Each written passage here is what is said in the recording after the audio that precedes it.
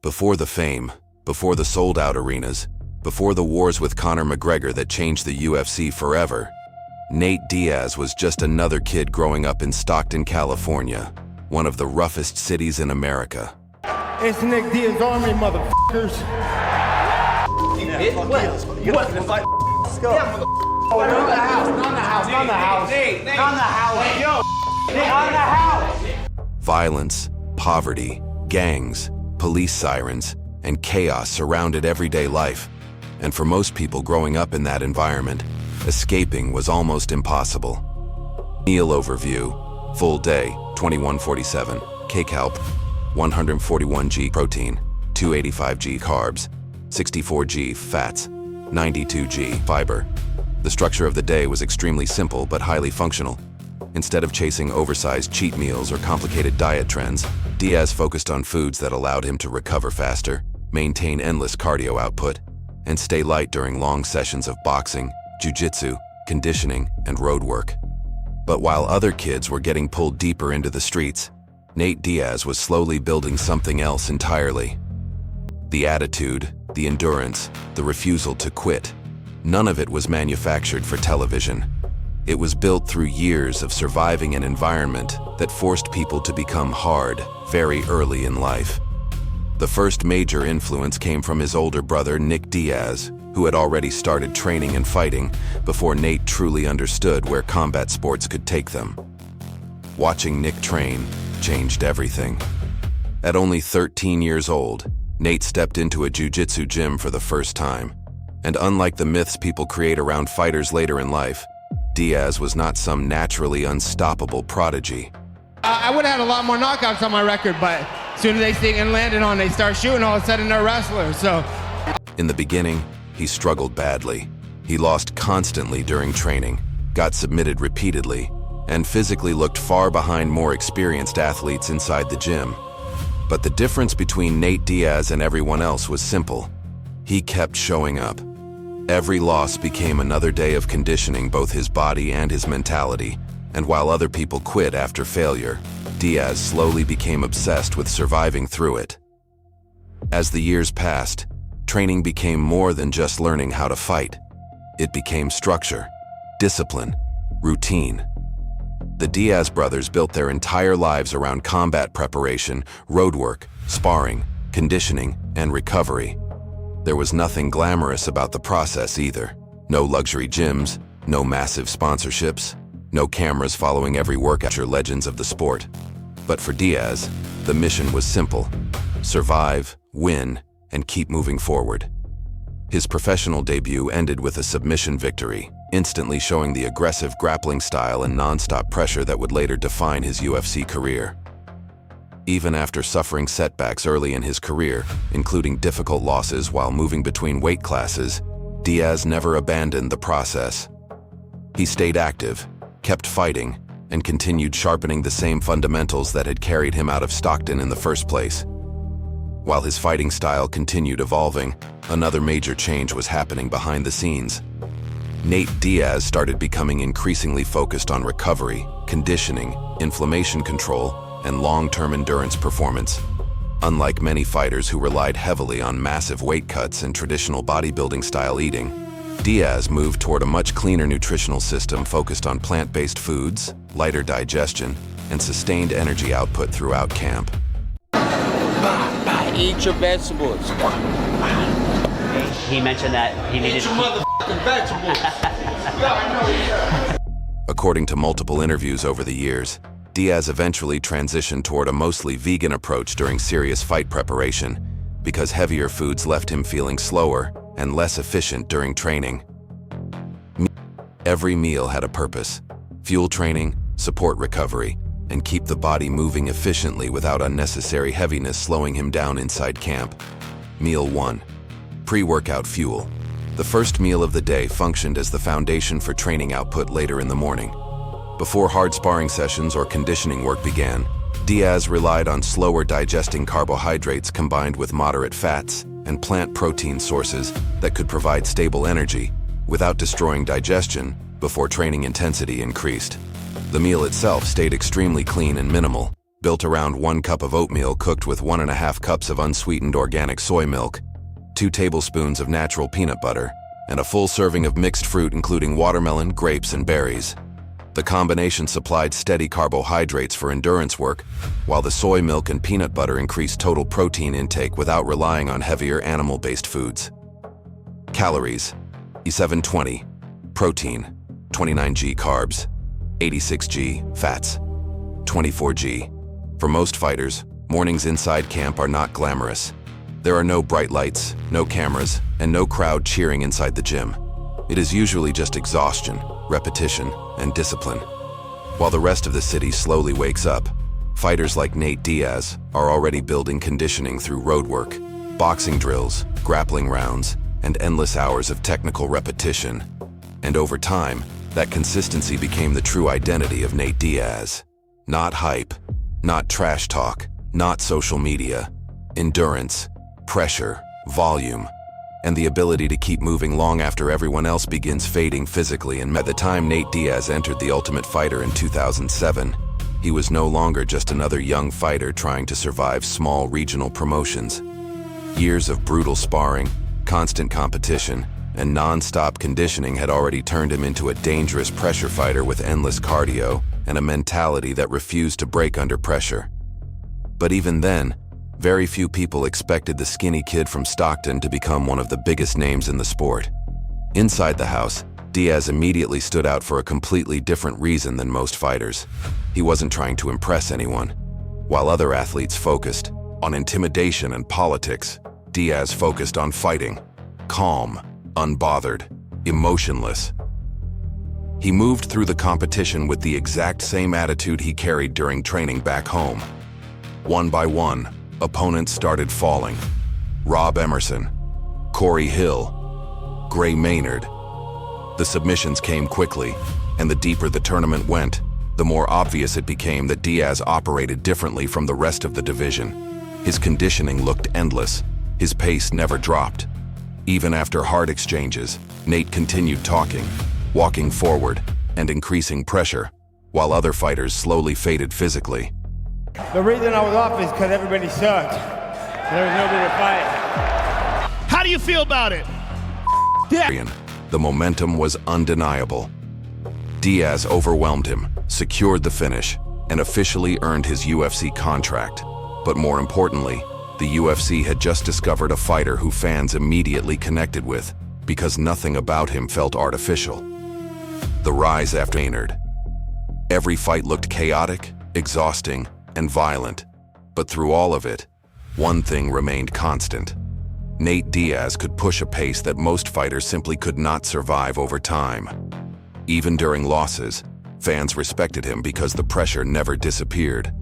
He continued walking forward no matter how damaged or exhausted his body looked. So how exactly did Diaz build? The foundation remained brutally simple. Endless sparring rounds, long-distance road work, high-volume boxing drills, grappling repetitions, swimming, body weight movements, takedown defense, and constant cardiovascular work that forced the body to operate while exhausted. Diaz never trained like a bodybuilder chasing aesthetics. He trained like a fighter preparing for war. Most sessions inside camp revolved around functionality rather than maximum strength. While many fighters spent large amounts of time focused on heavy lifting, Diaz prioritized endurance and output. Training camps regularly included long boxing combinations on the heavy bag, extended sparring rounds designed to simulate fight fatigue, endless jiu-jitsu drills, and conditioning sessions that forced constant movement under exhaustion. The goal was never to look explosive for one round. The goal was to drown opponents over time. Even his physical appearance reflected that philosophy. Nate Diaz never fatigued during long fights. Instead, the Stockton fighter built his body around efficiency, lean muscle, high stamina, endless recovery capacity, and the ability to maintain pressure deep into championship rounds while opponents slowly broke down mentally. That same philosophy carried directly into his nutrition during fight camps. Instead of overeating or following extreme bodybuilding diets, Diaz focused on keeping his body light and functional throughout training. Plant-based foods became a major part of the system because they allowed him to train hard without constantly feeling weighed down during conditioning work. Meals remained simple, clean, and heavily centered around recovery and sustained energy output. Meal 2, post-workout recovery. After long training sessions, Diaz's largest meal of the day focused on restoring glycogen levels while delivering large amounts of plant-based protein through whole food sources rather than processed supplements. The meal combined 1 cup of cooked quinoa, 1 cup of black beans, 1 cup of chickpeas, steamed broccoli, green peas, fresh lime, and unsweetened soy milk. The combination created a massive recovery-focused feeding window packed with carbohydrates, fiber, minerals, and enough protein to support multiple daily training sessions without relying on heavier animal-based meals. Calories: 950. Protein: 58 g. Carbs: 127 g. Fats: 20 g. What made Nate Diaz dangerous was never just talent. Plenty of fighters had talent. What separated Diaz was the ability to stay disciplined inside systems that most athletes eventually grow tired of repeating. Day after day, camp after camp, year after year, the process stayed nearly identical. Wake up, run, train, spar, recover, repeat. While other fighters burned themselves out chasing motivation, Diaz built himself around routine and repetition, and over time that consistency turned him into one of the most durable and respected fighters the UFC had ever seen. By 2015, Nate Diaz had already spent years fighting inside the UFC against some of the toughest names in the lightweight division, but despite the wars, the submissions, and the endless fan support, something still felt unfinished. He was respected, dangerous, and impossible to overlook. Yet financially and professionally, Diaz believed he still was not receiving what he deserved from the organization. Frustrated with pay issues and unhappy with how negotiations were handled behind the scenes, he slowly stepped away from active competition. For over a year, Nate Diaz stayed mostly inactive while the UFC continued building new stars around him. At the same time, another fighter was taking over the entire sport. Conor McGregor had become the biggest attraction in mixed martial arts history. The Irish superstar was undefeated inside the UFC, held the featherweight championship, and looked completely untouchable heading into 2016. Every interview, every press conference, and every appearance generated massive attention. The UFC had found its global superstar, and very few people believed anyone could slow the momentum down. Then, everything changed almost overnight. Rafael dos Anjos was originally scheduled to fight McGregor at UFC 196 before suffering an injury that forced him out of the event. Suddenly, the UFC needed a replacement opponent immediately, and with barely any time left before the fight, Nate Diaz accepted the opportunity on only 11 days' notice. No full camp, no perfect preparation, no carefully planned strategy built over months. Just a phone call and another chance to fight. Most people viewed the matchup as impossible for Diaz. McGregor was faster, more explosive, more active, and carrying all the momentum in the world. Analysts, fans, and media personalities largely dismissed Nate's chances before the fight even began. But what many people failed to understand was that Diaz had spent his entire life preparing for chaos. Short notice did not scare him. Pressure did not scare him. Fighting tired did not scare him.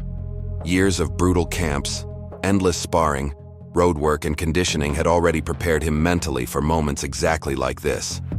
Even during short notice preparation, Diaz refused to completely abandon the nutritional system that had supported his conditioning for years, combinations and powerful shots. But as the rounds continued, the pace slowly started shifting. Diaz continued walking forward, talking, absorbing damage, throwing volume back nonstop while McGregor's energy began fading under the pressure. Then came the moment that shocked the entire combat sports world. Nate Diaz hurt McGregor on the feet, forced a desperate takedown attempt, locked onto the neck, and submitted the biggest star in the UFC with a rear naked choke. Overnight, everything changed.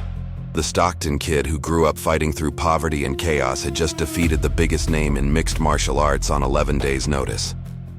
The upset instantly became one of the most iconic moments in UFC history and transformed Nate Diaz into a global superstar. He did not overpower McGregor physically. He drowned him with pressure, endurance, composure, and the ability to remain dangerous while exhausted. That endurance-based philosophy remained deeply connected to how Diaz approached both training and nutrition throughout his career. While many athletes chased massive physiques or extreme weight cuts, Nate focused on maintaining output for as long as possible inside brutal fights.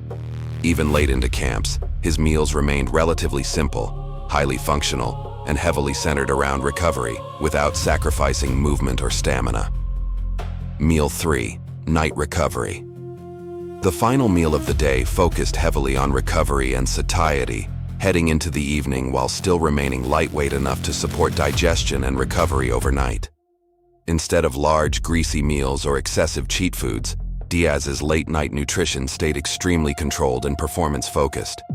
The meal consisted of dry roasted edamame with sea salt alongside another serving of unsweetened organic soy milk. Despite its simplicity, the combination delivered massive amounts of plant protein and fiber, helping recovery while keeping hunger controlled during intense training periods. Calories: 477. Protein: 54g. Carbs: 72g. Fats: 20g. The rematch against McGregor at UFC 202 only increased Diaz's reputation in one of the most violent and emotionally charged fights the UFC had ever promoted, while proving that Nate Diaz had become one of the most important figures in combat sports despite never holding an undisputed UFC championship. And that is what made Nate Diaz different from nearly everyone else inside the sport. His legacy was never built entirely on titles or perfect records. It was built on authenticity, durability, pressure, and the ability to keep moving forward no matter how exhausted, damaged, or outmatched he appeared.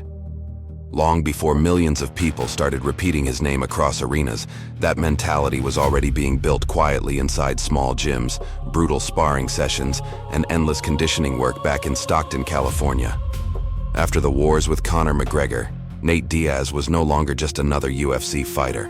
He had become one of the biggest attractions in combat sports, a fighter whose presence alone could completely change the atmosphere of an event. But unlike many athletes who exploded into superstardom and slowly drifted away from the discipline that built them, Diaz stayed connected to the exact same routines that carried him out of Stockton years earlier. The fame increased, the money increased, the pressure increased, but the system remained almost identical.